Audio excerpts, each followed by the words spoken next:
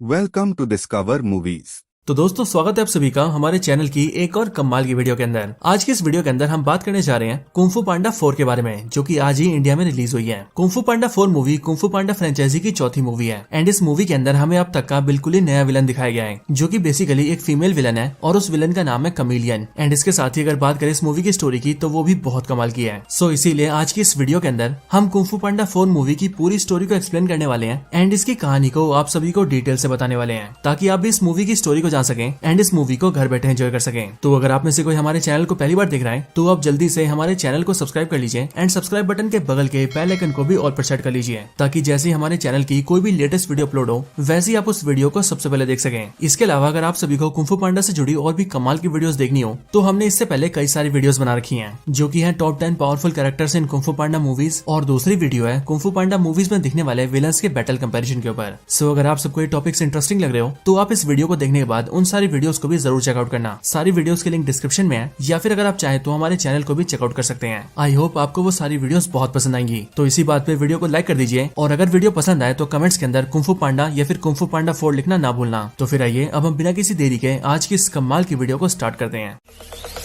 Zombie apocalypse.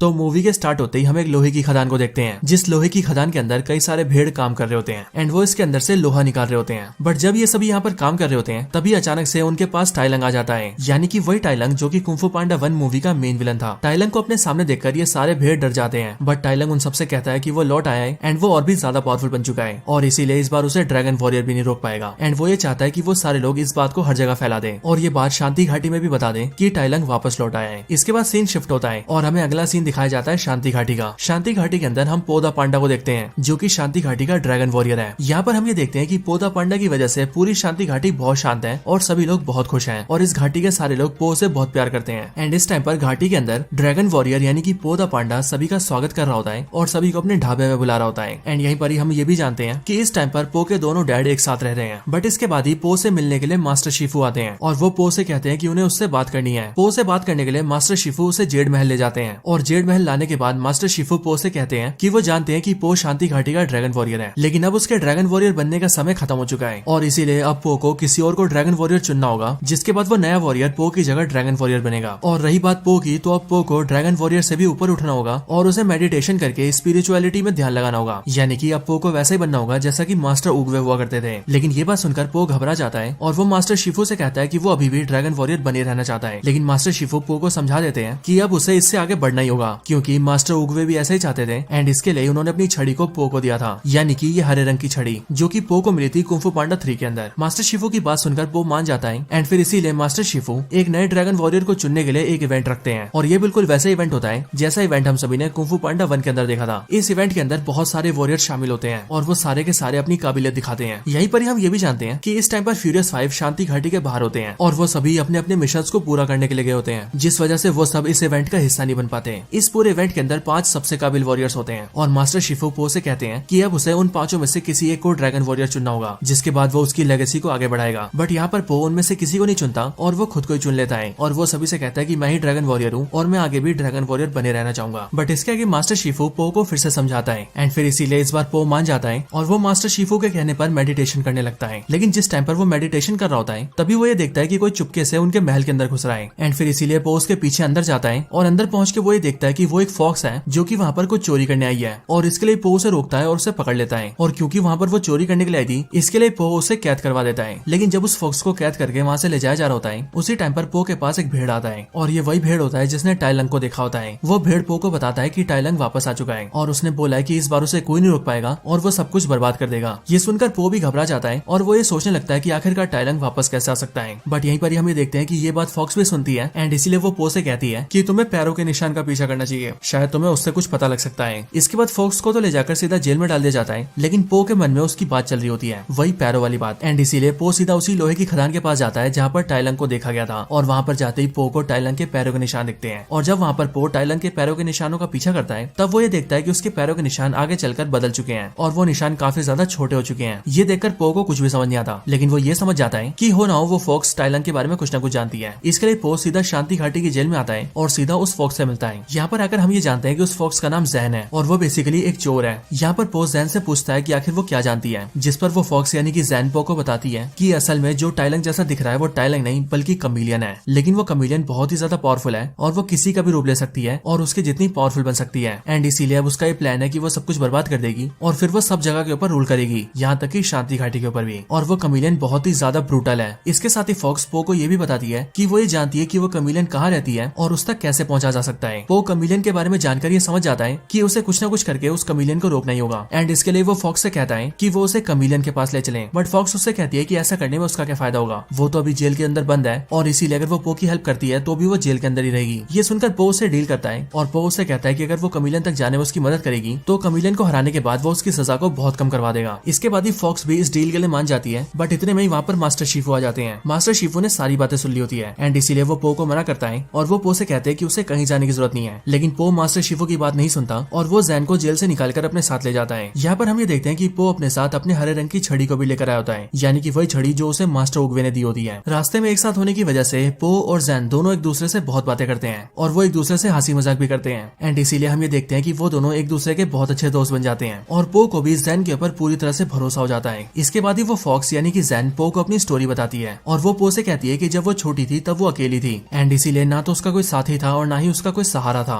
But उस time पर जिस टाइम पर उसका साथ किसी ने नहीं दिया था तब उसे कुछ चोरों ने पाला था और उन्हीं चोरों ने उसे पाल पोस कर बड़ा किया और उसे सारी चोरियां सिखाई एंड इसीलिए उनसे सीख कर आज वो एक एक्सपर्ट चोर बन चुकी है। इसके साथ ही फॉक्स उसे ये भी बताती है कि उसके वो सारे चोर साथी या फिर यूं कहे उसके सारे चोर फैमिली बिल्कुल उसी सिटी में रहते हैं जिस सिटी में कमीलियन रहती है, लेकिन वो सभी उस शहर के अंडरग्राउंड में रहते हैं। इसके बाद ही वो फॉक्स यानी कि जैन पो को लेकर कमीलियन के शहर पहुंच जाती है, लेकिन वहाँ पर ही वो पहले उसे अंडरग्राउंड ले जाती है एंड उसे अपनी फैमिली और दोस्तों से मिलवाती है, यानी कि वही सब जो कि चोर उचक्के थे। यहाँ पर हम ये देखते हैं कि ये सभी देखने में बहुत ही नॉर्मल होते हैं, लेकिन असलियत में ये काफी ज्यादा खतरनाक होते हैं और सब के सब जैन की तरह चोर उचक्के होते हैं। यहाँ पर पो को सभी से मिलवाने के बाद वो पो को लेकर सीधा कमीलियन के महल तक पहुंच जाती है और क्योंकि वो महल में सामने से नहीं जा सकते थे इसीलिए वो महल में चुपके से पीछे से घुसते हैं। वो लोग किसी तरह से महल के अंदर एंटर कर जाते हैं, लेकिन जैसे ही वो लोग एंटर करते हैं वैसे हम ये देखते हैं कि वहाँ पर उनके सामने बहुत सारे क्रोकोडाइल सोल्जर्स होते हैं जो कि बेसिकली कमीलियन के सोल्जर्स होते हैं, बट इस टाइम पर वो सारे के सारे सो रहे होते हैं एंड इसीलिए जैन और पो चुपके से वहाँ से आराम से जाने लगते हैं। लेकिन तभी यहाँ पर ही पो की एक हरकत की वजह से वो सारे के सारे जाग जाते हैं और पो और जैन का पीछा करने लगते हैं, लेकिन वो दोनों उनसे बचते बचाते आगे निकल जाते हैं और महल के अंदर वाले हिस्से में घुस जाते हैं। बट यहाँ पर भी उनके सामने कई सारे ट्रैप्स आते हैं, बट वो दोनों मिलकर उन सारे ट्रैप्स को पार कर लेते हैं और फिर वो दोनों महल के मेन एरिया में पहुंच जाते हैं। बट यहाँ पर आते हम ये देखते हैं कि जैन पीछे रुक जाती है और पांडा आगे आगे चलने लगता है, लेकिन जैसे ही पो द पांडा थोड़ा आगे चलता है वैसे ही उसके ऊपर एक बड़ा सा लोहे का पिंजरा गिरता है और पो उसके अंदर कैद हो जाता है। ये देखकर जैन पो की मदद करती है और उसके पिंजरे को उठाने की कोशिश करती है ताकि पो बाहर निकल सके, बट हम ये देखते हैं कि वो पिंजरा काफी भारी होता है, इस वजह से वो जैन से नहीं उठता। ये देखकर पो उसे अपनी छड़ी दे देता है और वो उसे कहता है कि वो इससे कोशिश करे, लेकिन जैसी जैन के हाथों में छड़ी आती है वैसे हम ये देखते हैं कि उसके बाद वो पो को वहाँ से निकालने की बजाय पीछे मुड़ जाती है और पीछे की तरफ पो से दूर जाने लगती है। और जब वो थोड़ा पीछे पहुंच जाती है तभी यहाँ पर एंट्री होती है कमीलियन की और कमीलियन के वहाँ पर आते ही वो पो की छड़ी को उसके हाथों में रख देती है। ये देखकर पो सबको समझ आता है और उसे समझ लग जाता है कि असल में वो जैन कमीलियन की आदमी थी, यानी कि उसने अब तक पो को धोखा दिया है। इसके बाद ही कमीलियन पो के सामने आती है और वो पो के ऊपर हंसते हुए उससे कहती है कि तुमने यकीन भी कैसे कर लिया कि ये फॉक्स तुम्हारी दोस्त बन जाएगी। ये असल में मेरी है, मैं इसकी मास्टर हूँ और मैंने इसे बचपन से पाल पोस कर बड़ा किया है और इसीलिए ये सिर्फ मेरे ऑर्डर्स मानती है। वो पो को बताती है कि जब ये फॉक्स बहुत छोटी थी तब ये बिल्कुल अकेली थी,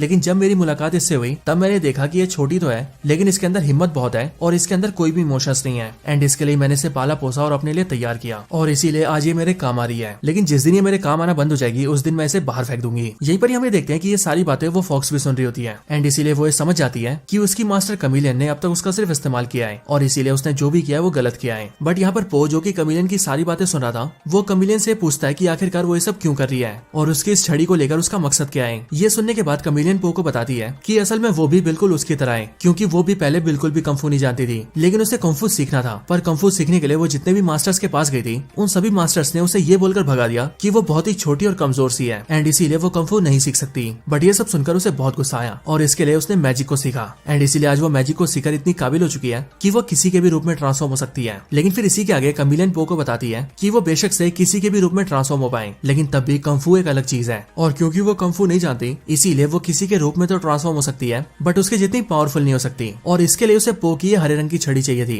क्योंकि ये हरे रंग की छड़ी जो कि उसे मास्टर उगवे ने दी है वो कोई आम छड़ी नहीं है, बल्कि वो एक ऐसी पावरफुल छड़ी है जिसे अगर पो अपनी शक्तियों के साथ कंबाइन कर ले तो उसके बाद पो आत्माओं की दुनिया का रास्ता खोल सकता है। एंड कमीलियन का भी यही प्लान है कि वो आत्माओं की दुनिया का रास्ता रास्ता खोलकर वहाँ के सारे मास्टर्स को बाहर बुलाए और उन सभी की पावर्स को गेन कर ले, जिसके बाद वो सबसे पावरफुल बन जाएगी। कमिलियन की इन सारी बातों को सुनकर पो को बहुत गुस्सा आता है एंड इसीलिए वो अपने पिंजरे को तोड़ने की कोशिश करता है, लेकिन पो के किसी भी अटैक से उसका पिंजरा नहीं टूटता। ये देखकर कमिलियन उसे बताती है कि इस पिंजरे को उसने अपने मैजिक से बनाया है, जिस वजह से वो उसके अटैक से नहीं टूटेगा। बट ये सुनने के बाद ही पो ये डिसाइड करता है कि वो पिंजरे को नहीं बल्कि अपने नीचे की दीवार को तोड़ देगा। एंड फिर इसके लिए पो अपने नीचे की दीवार को तोड़ देता है और फिर पो सीधा नीचे गिर जाता है। बट जैसे ही पो और अंदर गिरता है वैसे ही वो देखता है कि वहाँ पर कमिलियन के बहुत सारे सोल्जर्स होते हैं जो कि उस पर एक ही बार में अटैक कर देते हैं, और फिर इसीलिए पो को उन सबसे लड़ना पड़ता है। लेकिन पो किसी तरह से उन सबसे लड़कर वहाँ से निकल जाता है और उन सभी को वहाँ पर कैद कर देता है। पो जैसे ही महल के बाहरी हिस्से में आता है वैसे ही हमें देखते हैं कि पो के पास फॉक्स आती है और उसके हाथों में पो की छड़ी भी होती है। वो फॉक्स पो से कहती है कि उससे गलती हो गई है और उसे उसकी छड़ी को कमिलियन को नहीं देना चाहिए था। ये सुनकर पो फॉक्स के हाथों से अपनी छड़ी लेने लगता है, लेकिन इतने में हम ये देखते हैं कि उसके पीछे से असली फॉक्स आती है और वो पो से कहती है कि वो दूसरी वाली फॉक्स नहीं बल्कि कमिलियन है और पो को जल्दी से उससे दूर हो जाना चाहिए। लेकिन पो कुछ कर पाता कि उससे पहले हम ये देखते हैं कि वो कमिलियन जो कि फॉक्स बन चुकी थी वो जल्दी से अपने रूप में वापस आती है और वो पो को टच कर लेती है, और जैसी वो पो को टच करती है वैसे उसके हाथ में लाइट चमकती है और उसकी आंखें भी ग्लो करने लगती है। एंड इस तरह से वो पो की ड्रैगन वॉरियर की पावर्स को हासिल कर लेती है, क्योंकि इन्हीं पावर्स को छड़ी में मिलाने के बाद वो आत्माओं की दुनिया का दरवाजा खोल सकती थी। पो की इस पावर को हासिल करने के बाद ही वो कमिलियन पो को सीधा उठाती है और उसे नीचे फेंक देती है, और क्योंकि उसका महल काफी ऊंचाई पर होता है इसीलिए पो वहाँ से सीधा नीचे गिरने लगता है, और फिर इसके बाद ही कमिलियन अपने महल के अंदर वापस आ जाती है। इधर पो जैसे नीचे गिर रहा होता है वैसे ही थोड़ा नीचे गिरते ही हम ये देखते हैं कि उसे किसी ने पकड़ लिया है, और उसे पकड़ने वाले और कोई नहीं बल्कि उसके दोनों डैड्स होते हैं। उन्हें वहाँ पर देखकर पो शॉक हो जाता है और वो उनसे पूछता है कि वो यहाँ पर कैसे आए, जिस पर वो दोनों पो को बताते हैं कि उन दोनों को पो की चिंता थी इसीलिए उन दोनों ने उसका पीछा किया और वो लोग यहाँ पर आ गए। इसके बाद पो अपने दोनों डैड्स को सारी बातें बताता है और वो उनसे ये भी कहता है कि किस तरह से कमिलियन ने उसकी छड़ी को छीन लिया है। बट उसके दोनों डैड उसे ये कहते हैं कि उससे लड़ना बहुत खतरनाक है, इसीलिए पो को उन दोनों के साथ वापस चलना चाहिए। लेकिन पो ये डिसाइड करता है कि वो उस कमिलियन को रोकेगा और जो उसने गलती की है उसे ठीक करेगा। एंड इसके लिए पो उसे रोकने के लिए वापस महल में ऊपर आने लगता है। इधर महल के अंदर हम ये देखते हैं कि अब कमिलियन के पास पो की छड़ी और पो की ड्रैगन वॉरियर्स की पावर्स भी थी, यानी कि ड्रैगन वॉरियर की पावर्स का वही हिस्सा जिस पावर के हिस्से को छड़ी में मिलाते ही वो आत्माओं की दुनिया का दरवाजा खोल सकती थी। एंड इसके लिए कमिलियन ऐसा ही करती है और वो छड़ी की मदद से आत्माओं की दुनिया का दरवाजा खोल देती है और फिर वो आत्माओं की दुनिया से टाइलंग को बाहर बुलाती है। टाइलंग जैसे ही बाहर आता है वैसे ही वो कमिलियन के हाथों में पो की छड़ी देखता है और इसीलिए उस छड़ी को देखकर वो कमिलियन से पूछता है कि ये पो की छड़ी उसके हाथों में कैसे आई, जिस पर कमिलियन उसे बताती है कि इस छड़ी को उसने पो से लिया है। बट ये सुनते ही टाइलंग उससे कहता है कि वो जानता है कि पो एक नंबर का बेवकूफ है, बट वो इतना जरूर जानता है कि पो इतना भी बेवकूफ नहीं है कि वो मास्टर उगवे की दी हुई छड़ी को इतने आराम से किसी और को दे देगा। बट ये सुनकर कमिलियन उसे जवाब देती है कि पो ने उसे दिया नहीं बल्कि उसने पो से छीन लिया है, और इसीलिए वो यहाँ पर टाइलंग के साथ साथ सारे मास्टर्स की पावर्स को छीन लेगी। ये सुनकर टाइलंग उसके आदमी पर अटैक कर देता है और वो एक ही झटके में सभी को लटाने लगता है। पर इतने में हम ये देखते हैं कि कमिलियन छड़ी का इस्तेमाल टाइलंग के ऊपर कर लेती है और उसकी सारी पावर्स को खींचकर अपने अंदर समा लेती है, जिसके बाद ही टाइलंग बहुत ही कमजोर पड़ जाता है, जिसके लिए कमिलियन टाइलंग को एक पिंजरे में कैद करके उसे कोने में पटक देती है और अब वो खुद टाइलंग जितनी पावरफुल बन चुकी थी। बट कमिलियन यहाँ पर रुकती नहीं है और वो आत्माओं की दुनिया से एक एक करके बाकी के सारे मास्टर्स को भी बाहर निकालने लगती है, जैसे कि master crocodile, master ox, master elephant, master rhino और इसी तरह से दूसरे मास्टर्स। एंड इन्हीं के साथ साथ वो लॉर्ड शैन और जनरल काई को भी बाहर निकालती है और उन दोनों की पावर्स को भी छीनकर वो उन दोनों को भी पिंजरे में कैद कर देती है। और फिर इस तरह से कमिलियन आत्माओं की दुनिया में रहने वाले सारे मास्टर्स की पावर्स को हासिल कर लेती है और उन सभी को कमजोर करके अपने पास पिंजरे में कैद कर देती है। इधर दूसरी तरफ हम ये देखते हैं कि पो बिल्कुल कमिलियन के पास आ चुका था, लेकिन उसके अंदर आने से पहले वहाँ पर फॉक्स आ जाती है और वो पो से मिलकर उससे माफी मांगती है, पर पो उस पर भरोसा नहीं करता और वो वहाँ से जाने लगता है। लेकिन फॉक्स पो को ये भरोसा दिलाती है कि अब वो पूरी तरह से सुधर चुकी है और इसीलिए वो कमिलियन को हराने में पो का साथ देना चाहती है। इसके लिए पो मान जाता है और वो फॉक्स के साथ टीम अप कर लेता है। इसके बाद पो कमिलियन से मिलने के लिए अंदर जाता है और वो उसे बातों में उलझा कर रखता है, और असल में ये पो का प्लान होता है, क्योंकि इतने में ही फॉक्स एक बड़े से लोहे से कमिलियन पर अटैक करती है, जिस वजह से कमिलियन उसके नीचे दब जाती है। बट ये देखकर कमिलियन को बहुत गुस्सा आता है और वो अपनी बॉडी को ट्रांसफॉर्म कर लेती है, और इस बार हम ये देखते हैं कि उसने जिस पावर्स को हासिल किया था वो उन सबकी पावर्स को कंबाइन करके ट्रांसफॉर्म होती है, जिस वजह से उसकी बॉडी बहुत ही ज्यादा बड़ी हो जाती है और वो देखने में बहुत ही ज्यादा खतरनाक भी होती है। लेकिन पो और फॉक्स तब भी डरते नहीं है और वो उसका सामना करते हैं। लेकिन फिर इसके बाद ही कमिलियन बिल्कुल पो का रूप ले लेती है और वो एकदम पो द पांडा जैसी हो जाती है। लेकिन इसके बाद भी पो उसका सामना करता है, बट इसी फाइट के दौरान कमिलियन पो को एक पिंजरे में कैद कर देती है। लेकिन फॉक्स अभी भी बाहर होती है और इसीलिए वो पो को निकालने की कोशिश करती है, लेकिन पो उससे कहता है कि वो अकेले भी कमिलियन से लड़ सकती है, एंड इसके लिए पो उसे अपनी छड़ी देता है। इसके बाद पो की छड़ी को लेकर फॉक्स सीधा कमिलियन पर अटैक करती है और वो एक ही अटैक में कमिलियन को नीचे ढेर कर देती है। इधर पो भी अपने आप को पिंजरे से निकाल लेता है, बट ये देखकर फॉक्स उससे कहती है कि जब वो खुद को पिंजरे से निकाल सकता था तो उसने अपनी छड़ी मुझे क्यों दी और मुझे लड़ने की भेजा, जिस पर पो फॉक्स से कहता है कि वो जानता है कि फॉक्स काफी पावरफुल है और इसीलिए वो ये चाहता था कि वो खुद पर भरोसा करे और अपनी ताकत को पहचाने। और अब फॉक्स ने अपने आप पर भरोसा करना सीख लिया है। इधर इतने में हम ये देखते हैं कि कमिलियन चुपके से उन पर अटैक करने आती है, लेकिन असल में पो पहले से तैयार होता है, इसीलिए वो अपनी छड़ी को घुमाता है और पूरी ताकत से कमिलियन पर अटैक करता है। इसके बाद कमिलियन नीचे ढेर हो जाती है और पो उसके अंदर से सारी पावर्स को छड़ी में डाल लेता है एंड फिर इसके बाद ही वो अपनी छड़ी को पटकता है, जिसके बाद ही उसकी छड़ी से सभी की पावर्स बाहर निकलती है और सभी मास्टर्स को अपनी पावर्स वापस मिल जाती है। जिसके बाद सारे मास्टर्स के साथ साथ टाई लंग, लॉर्ड शेन और जनरल काई भी पहले जैसे हो जाते हैं और इधर कमिलियन बिल्कुल पहले जैसी कमजोर हो जाती है। इसके बाद ही वो सभी लोग पो के सामने आते हैं और फिर उनमें से टाई लंग पो से कहता है कि उसे लगता था कि पो ड्रैगन वॉरियर बनने के लायक नहीं है, लेकिन आज वो ये जान चुका है कि मास्टर ओगवे का फैसला बिल्कुल सही था और उन्होंने पो को ड्रैगन वॉरियर चुनकर बिल्कुल सही किया था। एंड फिर ये बोलने के बाद वो सारे के